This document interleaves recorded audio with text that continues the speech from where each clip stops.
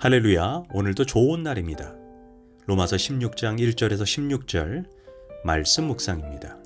오늘은 로마 교회 같은 교회 되길 원합니다 라는 제목으로 말씀을 나누도록 하겠습니다.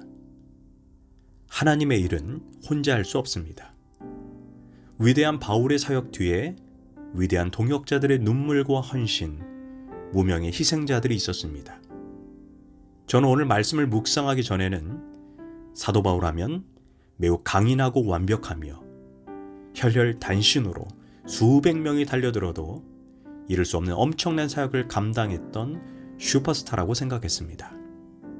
그런데 본문을 통해 이러한 선입관이 깨졌습니다. 사도 바울이 그렇게 많은 일을 성취하고 감당할 수 있었던 것은 수많은 영적 동역자들의 도움이 있었기 때문입니다. 로마서 16장에서만 바울은 무려 26명의 이름을 거론하며 그들에게 감사하고 있습니다. 사도 바울은 1절에서 제일 먼저 베베라는 여성을 추천합니다. 그런데 베베라는 여성에게 그녀는 갱그리아 교회의 일꾼이다 라고 말합니다. 베베는 고린도 지방에 있는 갱그리아 교회의 여집사였습니다. 그녀의 역할은 어떠했는가? 로마서는 고린도에서 기록되었습니다. 그런데 기록된 로마서를 로마 교회에 전달해주는 역할을 담당했던 사람이 베베라는 여집사였습니다. 당시에는 모든 성경이 두루마리에 기록되었기 때문에 짐으로 큰 2짐 정도 될 만한 분량이 로마서였습니다.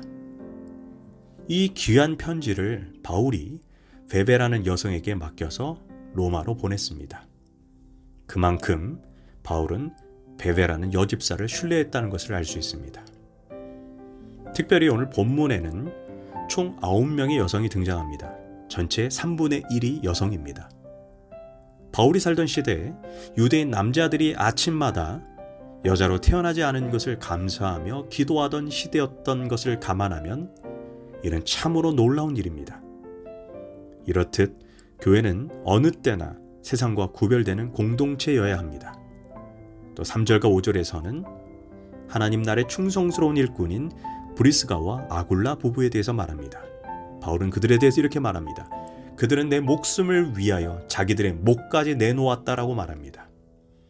브리스가와 아굴라 부부는 사도행전 18장 2절에서 바울이 고린도에서 만난 부부입니다. 이들은 마치 바울에게 있어서 세례 요한과도 같은 존재입니다.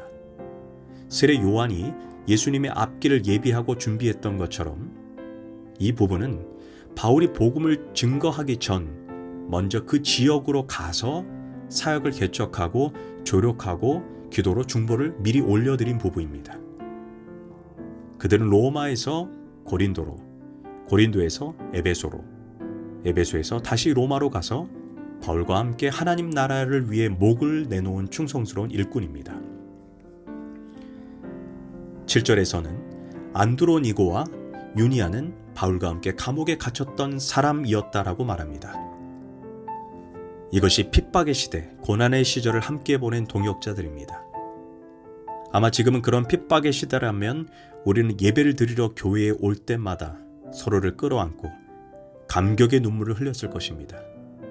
함께 고생하며 함께 고통을 받으며 어려운 시기에 그 교회를 함께 세웠던 그 동역자들이 있다는 것이 얼마나 큰 위로가 됩니까? 우리가 서로 어떤 핍박과 고난을 이기고 한 주를 살았는지 또 서로 알기에 만난 것만으로도 기쁘고 위로가 되었을 것입니다. 물론 현재는 그때처럼 드러나는 핍박과 고난은 없습니다. 하지만 지금도 예수님을 제대로 믿기 원하는 사람들은 모두 고난을 겪고 때때로 불이익을 감수해야 합니다. 어쩜 이 시대의 영적인 어려움은 핍박의 시대보다 결코 못하지 않습니다. 또한 바울은 6절과 12절에서 하나님 나라를 위해 수고한 4명의 여성들을 언급합니다. 마리아와 두르베나와 두르보사와 버시.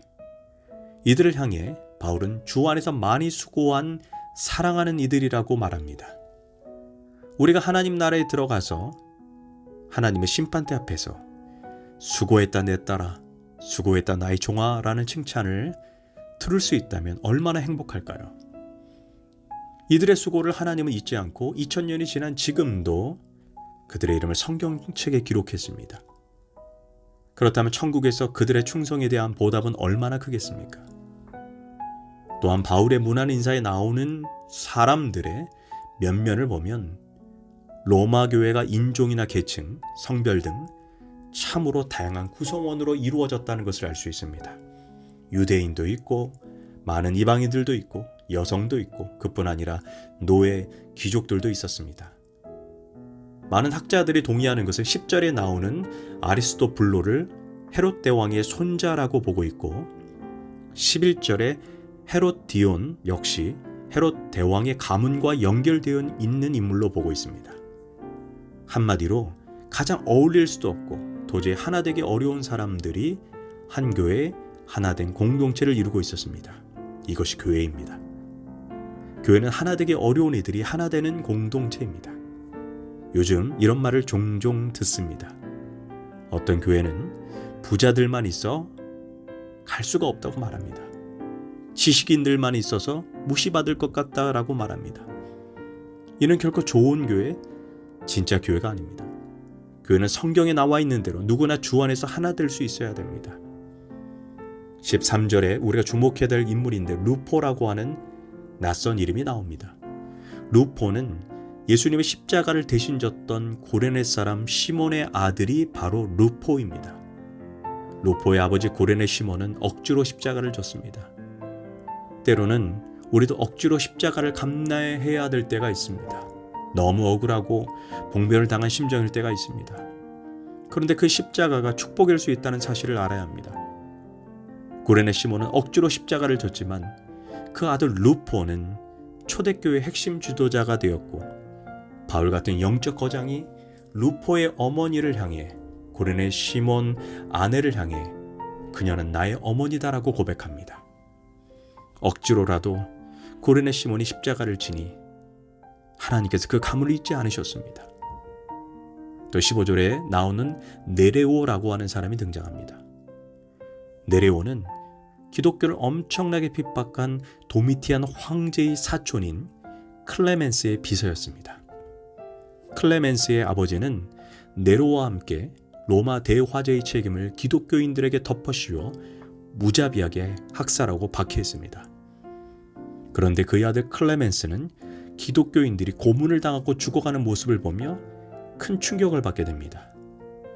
원형 경기장에서 사자에게 몸이 갈기갈기 찢어지면서도 또한 활활 타오르는 횃불로 죽어가면서도 그들은 하나님을 찬양하고 감사했고 자신들을 죽이는 자들에게 그들의 죄를 돌리지 않겠다라고 고백하면서 그들은 죽었습니다. 결국 그 모습의 핍박자인 아버지와는 다르게 클레멘스는 충격을 받고 고민에 빠지게 되고 그때 그의 비서인 네레오를 통해 회심하게 됩니다. 이처럼 로마 교회는 아내와 남편, 자녀를 잡아가고 죽였던 원수까지 받아들이는 사랑의 공동체였습니다. 이처럼 교회는 도무지 하나 될 수 없는 사람들이 하나 되는 곳, 한몸 공동체입니다. 로마 교회에 이런 일이 가능하게 된 요인은 무엇일까요? 본문에서 주 안에서, 그리스도 안에서, 예수 안에서 라는 말이 9번이나 반복해서 나옵니다. 다시 말해 로마 교회가 이처럼 놀랍게 하나 된 것은 바로 그들이 주님 안에서 나는 십자가에서 온전히 죽고 예수님으로 사는 사람들이었기 때문입니다. 내 힘으로 그 누구를 사랑할 수 있습니까? 내 능력으로 누군가를 용서할 수 있습니까? 솔직히 말하면 못합니다. 그러나 십자가를 바라보면 됩니다. 그곳에 나같이 용서받을 수 없는 야비한 자들을 조건 없이 사랑해 주신 하나님 아버지의 사랑이 있습니다. 우리를 당신의 자녀로 삼기 위해 가장 소중한 아들을 나 대신 죽여 죄값을 치르게 하셨습니다. 그 희생적인 아버지의 사랑과 예수님의 자발적인 희생을 묵상한다면 우리가 누굴 용서하지 못하겠습니까? 그 사랑을 아직도 모르기에 우리는 서로를 미워하고 용서하지 못하는 것은 아닐까요?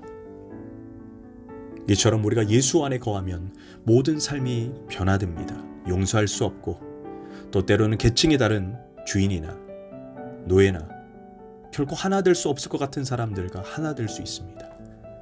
배운 사람과 못 배운 사람도 하나 될 수 있습니다.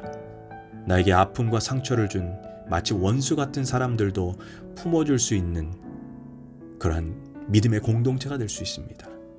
우리 교회도 로마 교회 같은 공동체 되기를 소망합니다. 기도하겠습니다. 하나님, 로마 교회 같이 서로가 다르지만 서로를 인정해주고 용서하고 품어주는 하나 되는 공동체 되기를 원합니다.